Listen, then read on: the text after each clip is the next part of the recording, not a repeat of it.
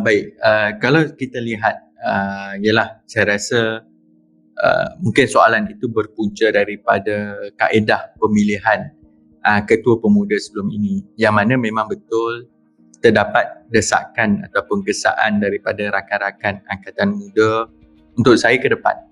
Dan perkara ini saya dah jelaskan sama ada dalam mesyuarat dalaman dan sebagainya untuk menyatakan pendirian saya. Saya secara peribadi tidak menyatakan ya ataupun tidak dengan jelas kerana itu terpulang kepada keputusan kepimpinan. Kalau diberikan mandat, kita buat yang terbaik. Kalau kita tidak diberikan tempat pun, bagi saya tidak menjadi satu masalah. Kerana untuk menguruskan bagi menghadapi pilihan raya ini, jentera dan juga persiapan kempen ini yang perlu diperhalusi. Jadi sebagai ketua angkatan muda, memang banyak perkara yang terpaksa diuruskan.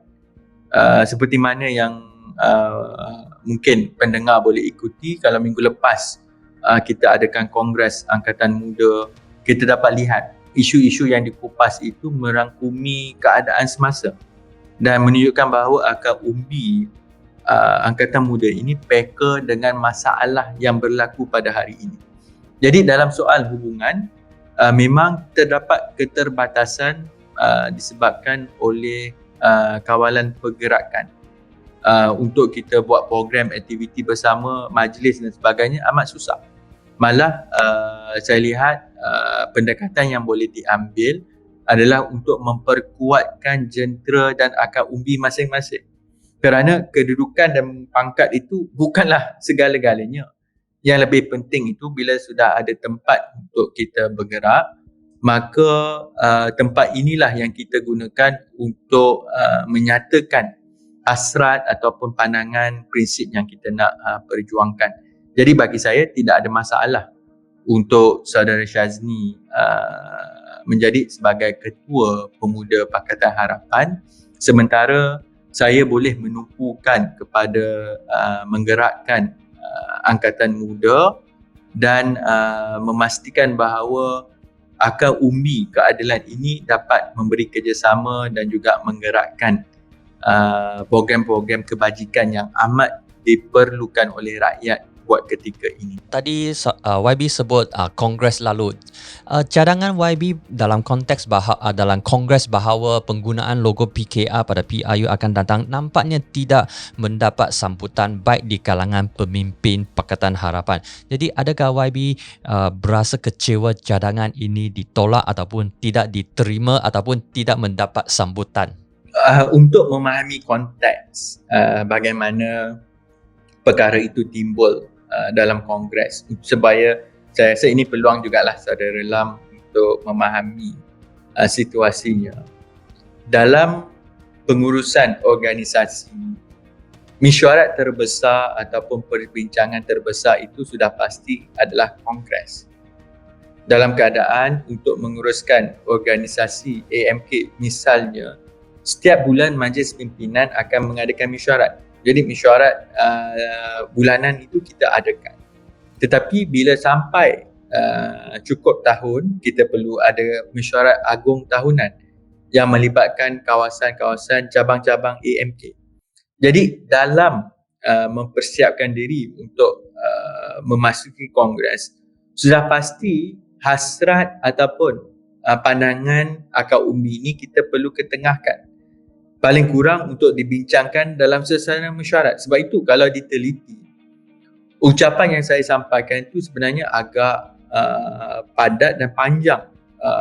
Saya rasa dekat 40 minit. Walaupun sekarang kita temu duga ni pun dah 1 jam lebih. Tapi ketika itu saya bercakap about 45 minutes.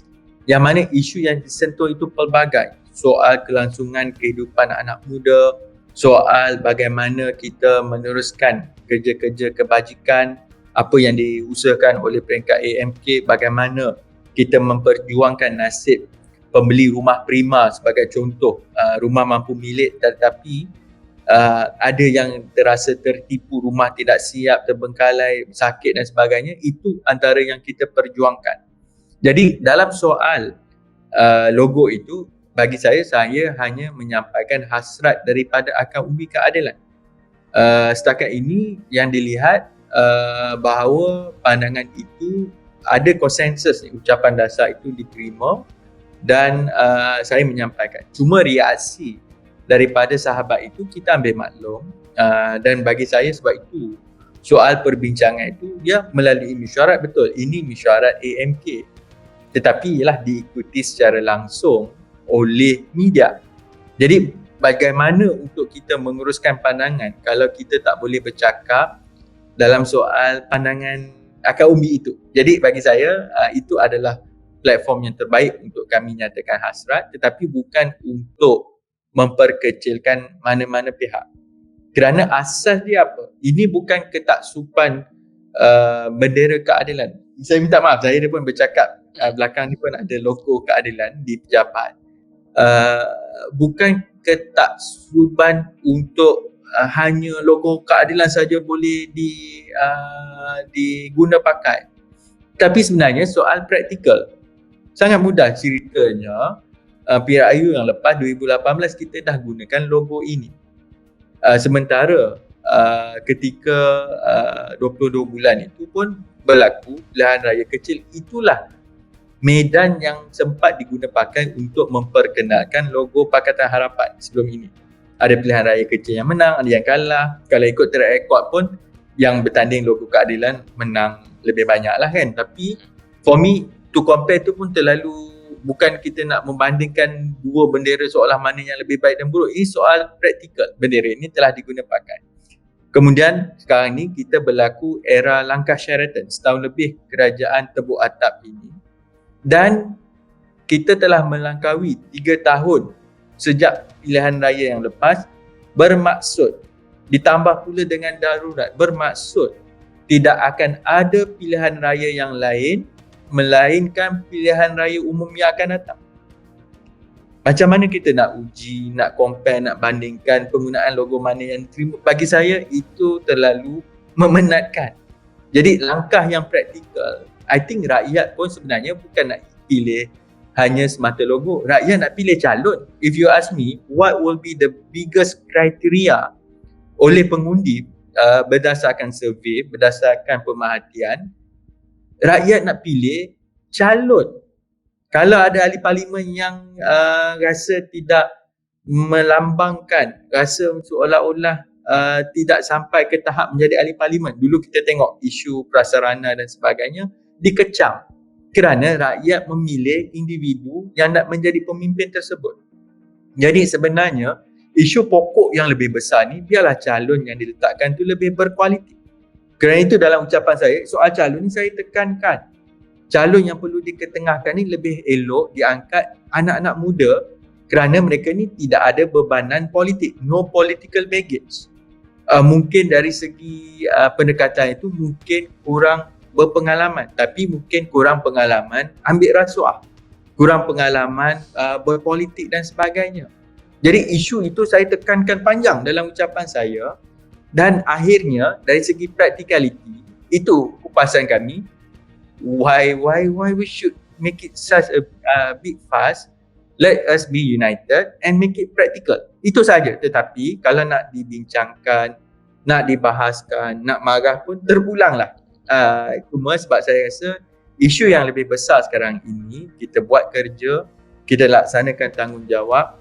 And I tengok balik kesan daripada ucapan saya tu, yang mendapat coverage yang dibincangkan oleh rakyat banyak isu lain. Tapi isu ini menjadi panas sedikit. Tapi bila saya lihat dari segi follow up masyarakat, komen-komen saya lihat mereka pun, why you nak bincang pasal logo?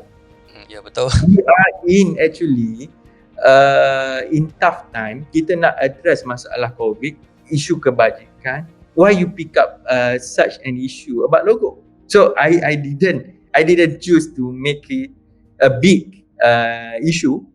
He is just one line punya permintaan daripada mesyuarat Kongres tersebut. Cuma di pick up line ini di pick up oleh media dan diperbesarkan. Adakah? Ya, itu terpulang.